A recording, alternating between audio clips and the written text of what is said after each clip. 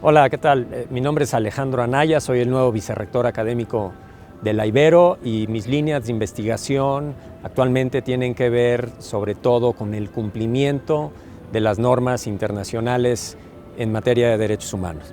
Esta preocupación alrededor del tema del cumplimiento, o más bien el incumplimiento de las normas internacionales de derechos humanos, tiene ya una larga historia en distintas disciplinas como son la política comparada, las relaciones internacionales y la sociología internacional. Entonces, en esa discusión me he insertado yo en estos últimos años, y las teorías sobre el cumplimiento de las normas de derechos humanos pues, han venido evolucionando pues en esta misma trayectoria conforme se ha dado esta discusión entre académicos. Y llegó un momento en esa discusión en la que distintos colegas comenzaron a insistir fuertemente en la importancia de las capacidades institucionales, es decir, las capacidades que tiene el Estado para cumplir con cualquier tipo de ordenamiento normativo, en este caso los derechos humanos. El Estado mexicano, independientemente de que pudiera o no pudiera implementar ciertas normas, que ciertamente quizás sean difíciles o demandantes, pero independientemente de ello, pues no mostraba una voluntad clara, inequívoca, firme, sólida de implementar esas normas. Sobre todo porque implementar esas normas implica cambiar de manera drástica o de manera radical el comportamiento. Mi línea de investigación actual se basa en sí reconocer el papel de las capacidades como una variable clave en procesos de cumplimiento o incumplimiento con las normas de derechos humanos, pero enfatizando también el factor de la voluntad.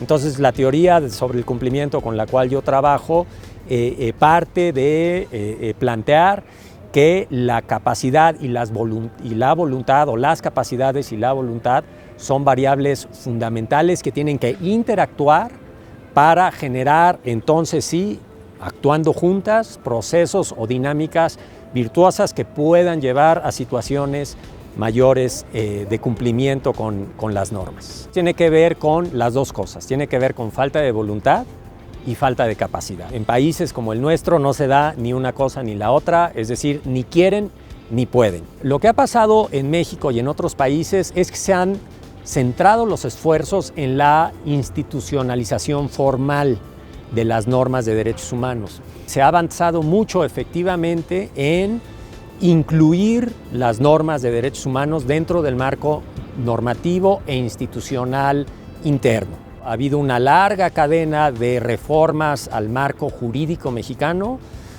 orientadas a eso, a incluir a los derechos humanos, a establecer normas nacionales de derechos humanos desde esta perspectiva formal.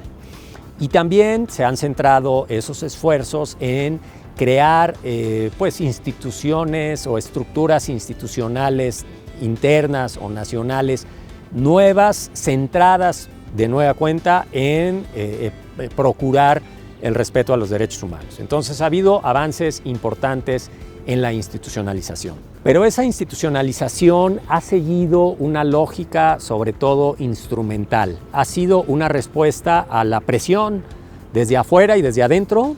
Desde afuera, organismos internacionales, órganos internacionales especializados en derechos humanos, organizaciones de la sociedad civil internacional, en ocasiones gobiernos de algunos otros países, etcétera, que han venido presionando a México para que cambie su comportamiento en materia de derechos humanos. Y de manera paralela, presiones internas de parte de la sociedad civil organizada, las ONGs de derechos humanos, recientemente los colectivos de grupos de víctimas, etcétera. La reacción de las autoridades ya desde hace muchos años a estas dinámicas de presión ha sido dar concesiones tácticas.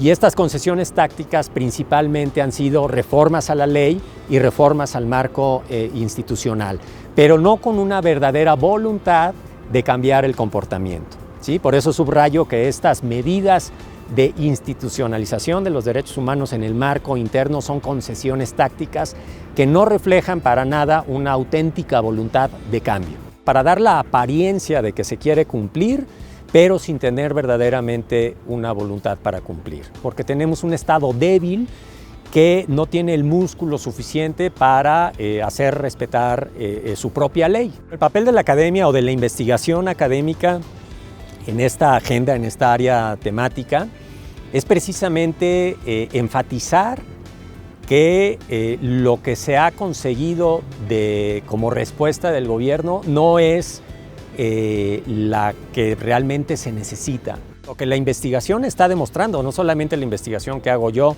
sino la que hacen otros colegas, está demostrando que esos cambios legales, esos cambios institucionales no van a cambiar la situación de los derechos humanos en la práctica.